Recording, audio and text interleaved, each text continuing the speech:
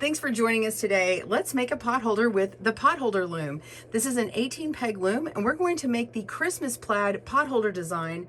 This Christmas plaid potholder uses a basic 9-block design but adds in a third color to create a beautiful plaid design. This eye-catching design is fun and easy to make, and these hot pads take just a few minutes to weave and make wonderful gifts. The reversible potholder uses 3 colors to make an easy beginning project.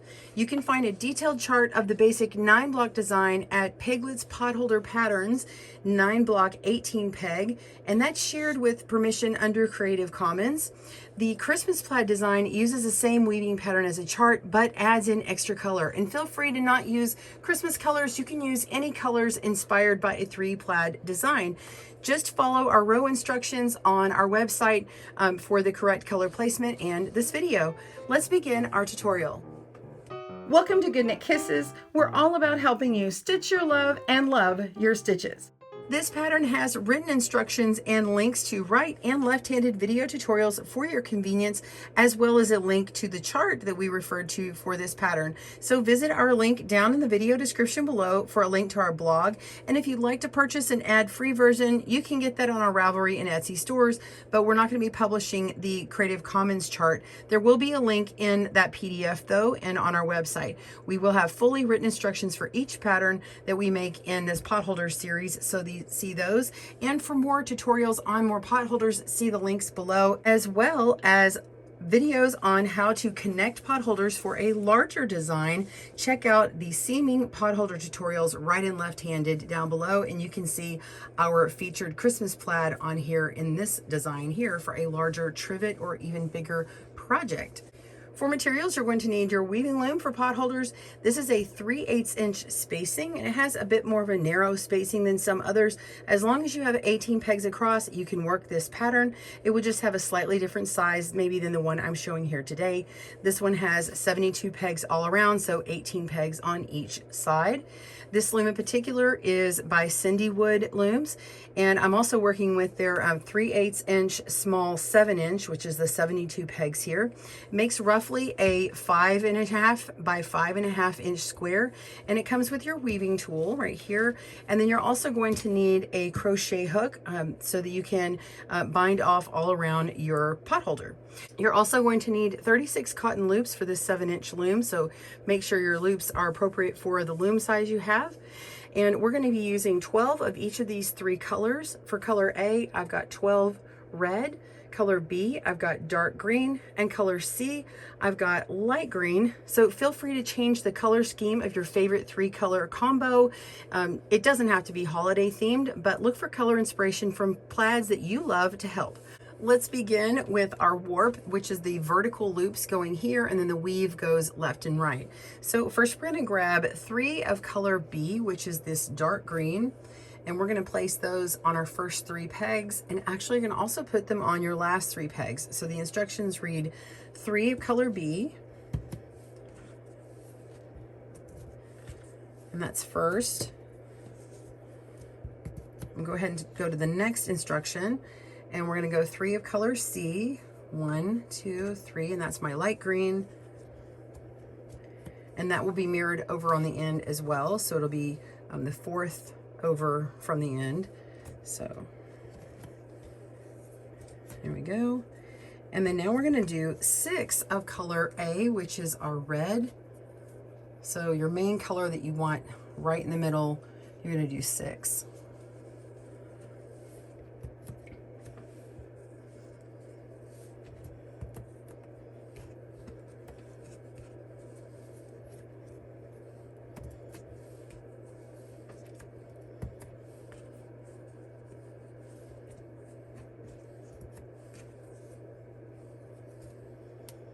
Okay, and then now you're basically mirroring it. You're going the opposite. So we need 3 more of color C.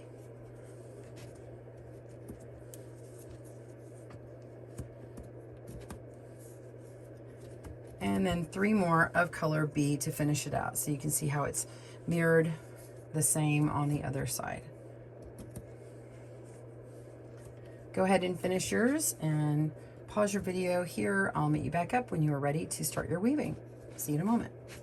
All right, for the weaving, this is a classic over, under, over, under. There's no going over 2 or under 2 at a time. So it's pretty classic weaving here, but let's set up our colors in the way that's intended. So you see how we have our colors pattern here. It's going to be the exact same way going this direction here. So we're gonna be weaving across. So let's go ahead and set these out. So I've got 6 left of each color. So I've separated 3 and 3.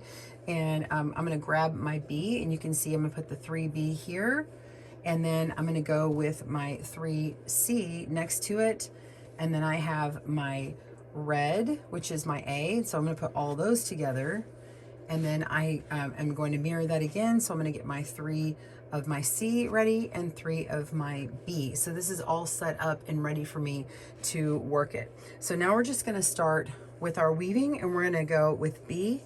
We're gonna weave over 1, under 1, and repeat until the end. So we're going over this first one, and we're gonna under this second one. So I'm just gonna go ahead and place that loop on, and then we continue just going underneath every other one.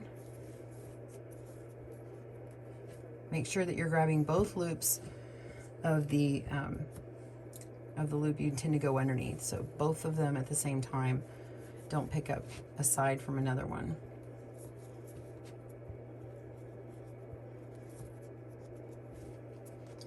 And I don't use my weaving tool generally until it's the very last of the few rows. There we go, and you should end like this underneath, okay? So now we're gonna grab another of color B, and we're gonna go under 1, place it, over 1, under 1. So just the opposite as before.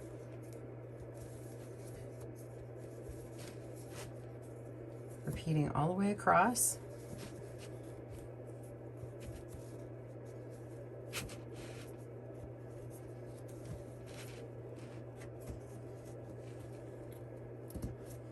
There we go. Push that up. And this is the last of the B up top. Now we're going to repeat just how we did on row 1. We're going to go over 1, under 1. Go ahead and place that on. And then repeat over 1, under 1. Just grab where you see that color, pull up, and run it underneath.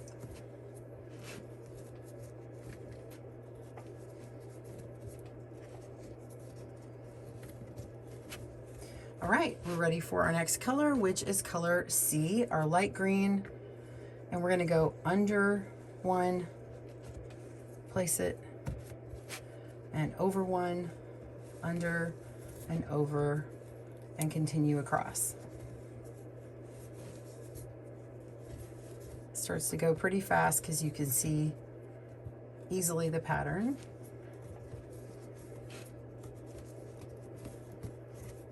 All right, now we'll just do the opposite. We're gonna grab another of the light green or the C, and we're gonna go over this one, and under the second, and over, under, and repeat all the way across. Make sure you're not twisting your loops. And if you have extra little pieces of the yarn here, you can just clip that off afterward. I like to just clip it after I'm done. Sometimes it hides in the pot holder and you don't need to. All right, here we go. And last one of the C up top. And we're gonna go under 1. Make sure you're not missing any on the side here. Over, under, over, under. Repeat across. That's pretty simple. And then the next 6 rows you're going to do in red.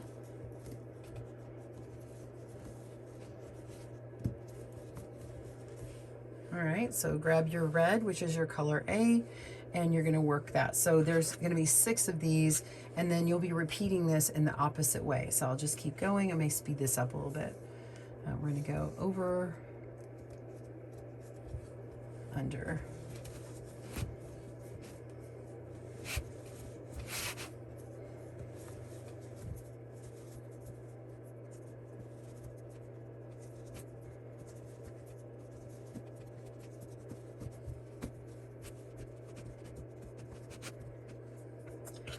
next row is under, over.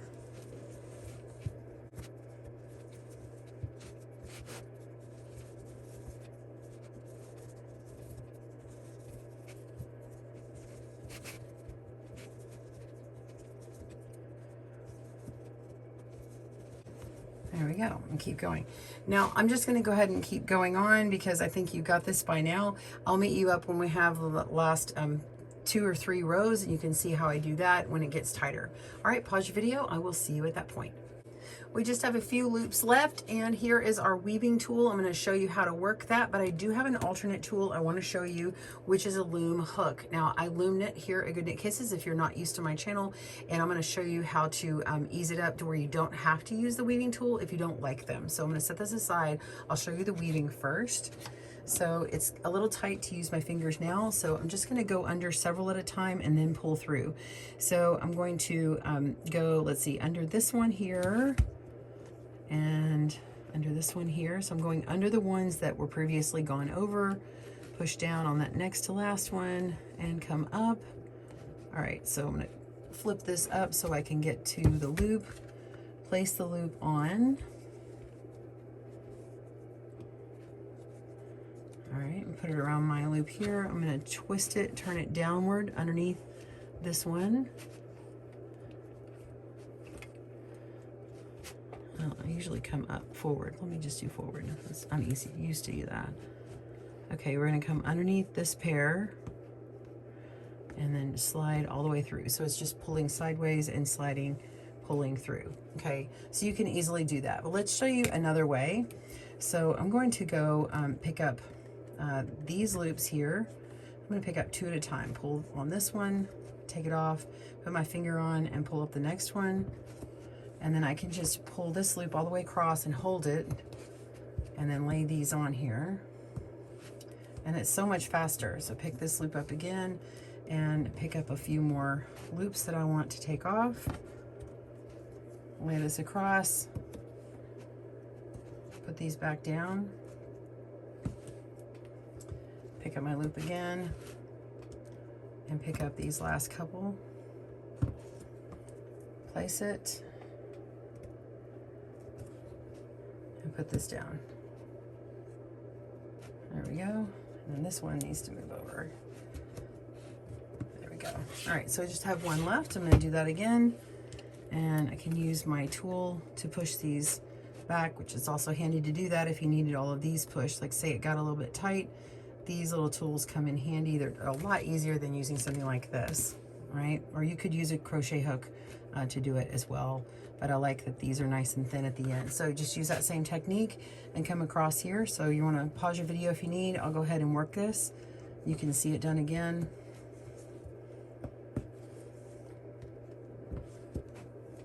This is doing it one at a time.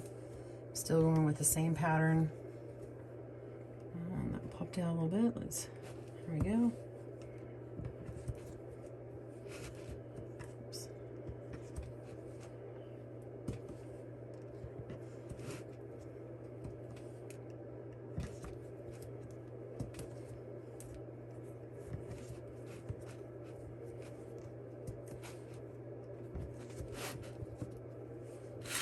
There you go. So that's me just doing it one at a time.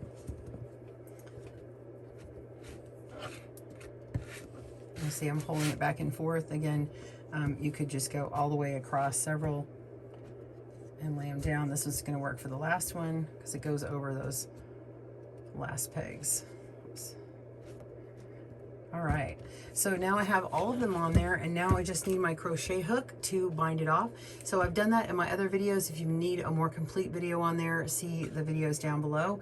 I'm going to show you how I start getting this off of here, and I'll show you the finishing part. Okay, so I like to start with, we're going to go across this end, but I like to start with the last peg here and just pull it off with my hook.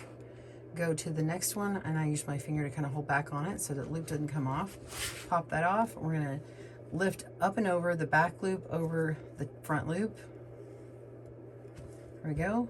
Now we bound off one, go down and pick up the next one. And I love these looms because the the peg bends a little bit. Some of them are wooden or metal. They don't do that. So these work really well for working with my crochet hook. So we're just going to continue working this all the way around. If you are interested in one of these looms, I do have $5 off using my coupon code for CinDwood Looms. And we do have a link for that. If you use that, it'll be an affiliate link, so it just benefits to GoodKnit Kisses. If you want to get that loom and thank us for making this video and all the videos, we sure do appreciate it. Also, if you do join us for membership, you do get these videos a day early, and if you are a level 2 member, you actually get the PDF patterns ad-free as a level 2 member for a thank you for sponsoring our videos. You just need to make sure that you fill out the email form when you jump to that level so that we have your email and we can send it out. So we try to have new videos come out every week on Saturdays, and you usually get it a day early as a thank you to our members. And we always have the blog for free, and you can also get those ad-free patterns at our Ravelry and Etsy stores. We're hoping to have them on our website soon, but we'll see. Thank you so much for joining me today. I'm going to pause here and show you what the end result looks like. All right, so I'm on my last two.